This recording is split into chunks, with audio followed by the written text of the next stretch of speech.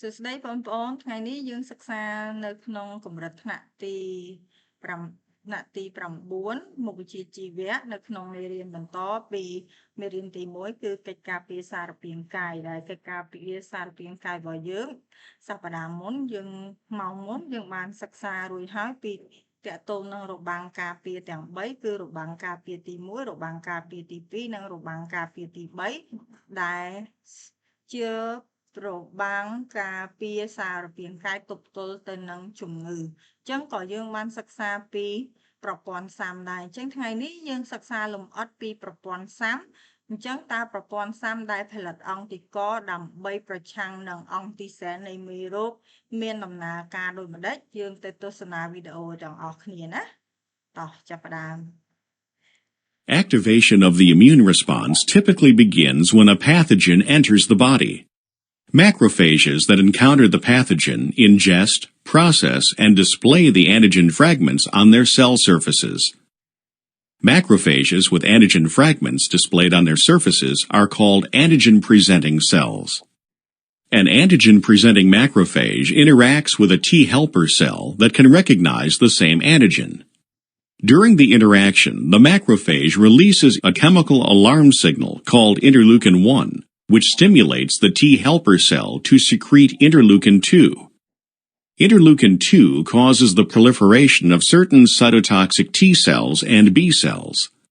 The immune response from this point follows two paths, one using cytotoxic T cells and one using B cells.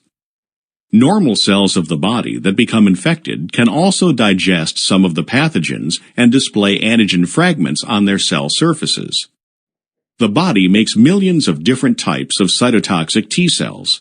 Each type is able to recognize a particular antigen. The cytotoxic T cells that are capable of recognizing the antigen displayed on the surfaces of infected cells bind to the infected cells and produce chemicals that kill the infected cell. Death of the infected cells results in destruction of the pathogen. B cells also come in millions of different types, each able to recognize a particular antigen. When B cells become activated by T helper cells, they differentiate into plasma cells. These plasma cells become antibody-producing factories, flooding the bloodstream with antibodies that can bind to the antigen involved in this infection. Antibodies bind to the antigens on the surfaces of the pathogens, marking them for destruction by macrophages. Some of the B cells do not turn into antibody factories, but instead become memory B cells that may survive for several decades. Because of these memory B cells, the secondary immune response to a future infection by the same pathogen is swifter and stronger. This powerful secondary immune response is what gives immunity to some diseases after you have had them once or after you have been vaccinated. ចាអញ្ចឹងអរគុណច្រើនសម្រាប់ការតាមដានតកតងទៅនឹងវីដេអូរបស់យើងទាំងអស់គ្នាណាអញ្ចឹងយើងបានសិក្សាហើយយើងបានមើលវីដេអូរបស់យើងហើយតកតងទៅនឹងប្រព័ន្ធសាំអញ្ចឹងប្រព័ន្ធសាំដែលវីដេអូមិញគឺគេបង្ហាញទៅលើដំណប់សាំដែលយើងសិក្សាហ្នឹងគឺតកតងទៅលើ4ដំណាក់កាលទី1ដែលយើងមើលនៅក្នុងវីដេអូរបស់យើងគឺដំណាក់កាលទទួលស្គាល់អញ្ចឹងនៅពេលដែលមេរោគចូលគ្រាន់តែមេរោគចូលភ្លាមវាត្រូវទៅបានកូលីកាសក្តោបហើយវាបញ្ចេញអង់ទីសែនដែលអង់ទីសែននៃមេរោគនឹងបង្ហាញទៅឡាំផូស៊ីតេវាបញ្ចេញសារធាតុទៅដាស់ឡាំផូស៊ីតេសម្លាប់ហើយនឹងឡាំផូស៊ីត B ឬក៏កោសិកា B អញ្ចឹងនៅពេលដែលកោសិកា B វាញាក់ពីសារធាតុឬក៏ការដាស់នៃឡាំផូស៊ីតេជំនួយអញ្ចឹងវាចាប់ផ្ដើមកើនចំនួនធ្វើចំណែកកោសិកា B1 បានកោសិកា B2 ធ្វើលើកទី2 2បាន4ធ្វើលើកទី3 4បាន8អញ្ចឹងនេះគឺជាការធ្វើចំណែកកោសិកា B ហើយចាប់ផ្ដើមផលិតអង់ទីកដែលយើងហៅថា plasmocyte និងទុកជា B លំនឹកជាដំណាក់កាលទី បន្ទាប់មកដំណាក់កាលទី3ដែល B plasmosid ជាអង្គទីកហ្នឹងត្រូវបានយកទៅប្រើប្រាស់សម្រាប់ភ្ជាប់ជាមួយនឹងអង្គទីសែនជាដំណាក់កាលទី3ដែលយើងហៅថាដំណាក់កាលបំផ្លាញភ្ជាប់ជាមួយនឹងអង្គទីសែននៃមេរោគឲ្យមេរោគនឹងចុះខ្សោយហើយធ្វើការសម្លាប់ដោយឡាំផូស៊ីតេនៅក្នុងនឹងដែរចូលនៅពេលដែលសម្លាប់បានហើយវានឹងចូលដល់ដំណាក់កាលទី4នៃដំណប់ផ្សាំគឺជាភាពផ្សាំមានន័យថាបែលំនឹកបែ memory បែចងចាំត្រូវទុកនៅក្នុងឈាមជាមួយនឹងអង្គទីកនៅពេលដែលមេរោគប្រភេទដដែលចូលមកម្ដងទៀតគឺឡាំផូស៊ីតបែលំនឹកនឹងធ្វើចំណាយកោសិកាហើយបញ្ចេញនៅអង្គទីកទៅជាប់ជាមួយនឹងអង្គទីសែនហើយសម្លាប់វាយកតែម្ដងយ៉ាងរហ័សអត់ចាំបាច់ប្រើដំណាក់កាល3ទៀតទេគឺដំណាក់កាលភាពផ្សាំគឺជាដំណាក់កាលដែលមានអង្គទីកស្រាប់នៅក្នុងសារពាង្គកាយដែលមេរោគអត់អាចធ្វើឲ្យសារពាង្គកាយឈឺឬក៏មានជំងឺឈឺបណ្ដោះអាសន្នអីទាំងអស់គឺអត់មានទេអញ្ចឹងភាពផ្សាំគឺជាអីភាពផ្សាំគឺជាភាពដែលធន់ទៅនឹងជំងឺពិសេសណាមួយមានន័យថានៅពេលដែលឧទាហរណ៍អ្នកទាំងអស់គ្នាមានភាពផ្សាំជាមួយនឹងជំងឺកញ្ជ្រឹលមានន័យថាអ្នកទាំងអស់គ្នាមានអង្គទីកជំងឺកញ្ជ្រឹលតាមរយៈការចាក់វ៉ាក់សាំងឬក៏អ្នកទាំងអស់គ្នាធ្លាប់កើតជំងឺកញ្ជ្រឹលម្ដងហើយអញ្ចឹងមានន័យថាសារពាង្គកាយរបស់អ្នកទាំងអស់គ្នាទោះជាអង្គទីសែននឹងចូលទៅខ្សោយឬក៏ងាប់ឬក៏អង្គទីសែននឹងខ្លាំងនៅពេលដែលផលិតអង្គទីកមួយប្រភេទនឹងហើយមកជីវិតរបស់អ្នកទាំងអស់គ្នាផលិតអង្គទីកបានតែម្ដងទេប៉ុន្តែអង្គទីកនឹងអត់បាត់ទេអង្គទីកនឹងគឺស្ថិតនៅក្នុងឈាមរបស់អ្នកទាំងអស់គ្នានៅក្នុងកូលីកាសនៅក្នុងឡាំផូស៊ីត B គឺធ្វើការផលិតអង្គទីកដើម្បីសម្រាប់មេរោគនឹងពេញមួយជីវិតអញ្ចឹងអ្នកទាំងអស់គ្នាលែងមានជំងឺកញ្ជ្រឹលដែលធ្វើឲ្យរាងកាយរបស់អ្នកទាំងអស់គ្នាឈឺតទៀតអញ្ចឹងភាពផ្សាំចែកចេញជាប្រមាណភាពផ្សាំចែកចេញជាពីរសំខាន់គឺភាពផ្សាំអកម្មនិងភាពផ្សាំសកម្មអញ្ចឹងភាពផ្សាំសកម្មនិងភាពផ្សាំអកម្មមិនទៅភាពផ្សាំសកម្មនិងភាពផ្សាំអកម្មគឺជាភាពផ្សាំដែលមានលក្ខណៈខុសគ្នាភាពផ្សាំអកម្មគឺជាភាពផ្សាំដែលសារពាង្គកាយរបស់យើងបានអង្គទីកមកស្រាប់អត់ផលិតទេតាមរយៈទឹកដោះម្ដាយគឺមានអង្គទីកស្រាប់នៅពេលដែលទឹកដោះដំបូងរយៈពេល2ទៅ3ខែអញ្ចឹងនៅពេលហ្នឹងគឺរាងកាយរបស់ទារកគឺអត់ទាន់មានប្រព័ន្ធសាំរឹងមាំទេអញ្ចឹងត្រូវបានអង្គទីករបស់ម្ដាយបញ្ចូលទៅក្នុងរាងកាយរបស់ទារកឬក៏កុមារតាមរយៈទឹកដោះប៉ុន្តែអង្គទីកដែលយើងបានពីគេមានរយៈពេលខ្លីអត់អាចការពារយើងមួយជីវិតទេការពារយើងបានតែរយៈពេលខ្លីអាហ្នឹងគេហៅថាភាពផ្សាំអកម្មហើយភាពផ្សាំអកម្មនឹងមួយទៀតដែរ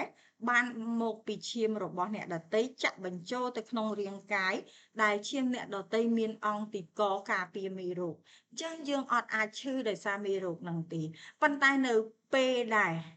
2ទៅ3ខែក្រោយអង្គទីកនឹងត្រូវបានបាត់បង់អញ្ចឹងយើងនឹងឈឺដោយសារមេរោគហ្នឹងនេះគឺជាភាពផ្សាំអកម្មឯភាពផ្សាំសកម្មគឺជាភាពផ្សាំដែលសារពាង្គកាយរបស់មនុស្សផលិតអង្គទីកដោយខ្លួនឯងតាមរយៈដំណប់សាំអញ្ចឹងនៅពេលដែលមនុស្សផលិតអង្គទីកដោយខ្លួនឯងអង្គទីកនេះផលិតម្ដងគឺប្រើមួយជីវិតអញ្ចឹងការពារយើងពេញមួយជីវិតវាស្ថិតនៅជាមួយយើងមួយជីវិតអញ្ចឹងយើងអត់ឈឺជំងឺហ្នឹងមួយជីវិតហើយវាមានការវិវត្តអញ្ចឹងភាពផ្សាំសកម្មនឹងធ្វើឲ្យមានការផលិតអង្គទីកបានដោយរបៀបណាបានដោយពីរដែរគឺបានតាមរយៈនៅពេលដែលយើងប៉ះពាល់ជាមួយនឹងមេរោគនឹងផ្ទាល់ហើយធ្វើឲ្យយើងមានដំណប់សាំយើងផលិតអង្គទីកនិងមួយទៀតគឺយើងចាក់បញ្ចូលនៃមេរោគដែលខ្សោយឬក៏ងាប់ដែលបច្ចេកទេសរបស់វិទ្យាសាស្ត្ររបស់ពេទ្យរបស់យើងគេហៅថា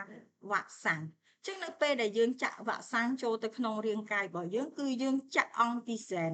ដែលខ្សោយឬក៏ងាប់ចូលទៅក្នុងរាងកាយរបស់យើងដើម្បីឲ្យយើងធ្វើដំណប់ផ្សំផលិតអង់ទីកចឹងយើងផលិតវាក្នុងមួយជីវិតផលិតបានតែម្ដងហើយប្រើពេញមួយជីវិត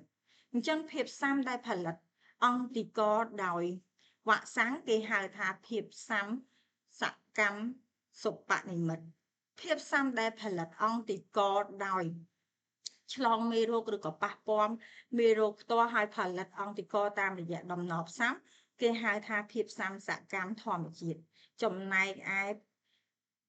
អង់ទីកដែលបានពីអ្នកដតីតាមរយៈទឹកដោះម្ដាយគេហៅភាពផ្សំអកម្មធម្មជាតិបានពីឈាមរបស់អ្នកដតីគេហៅថាភាពផ្សំ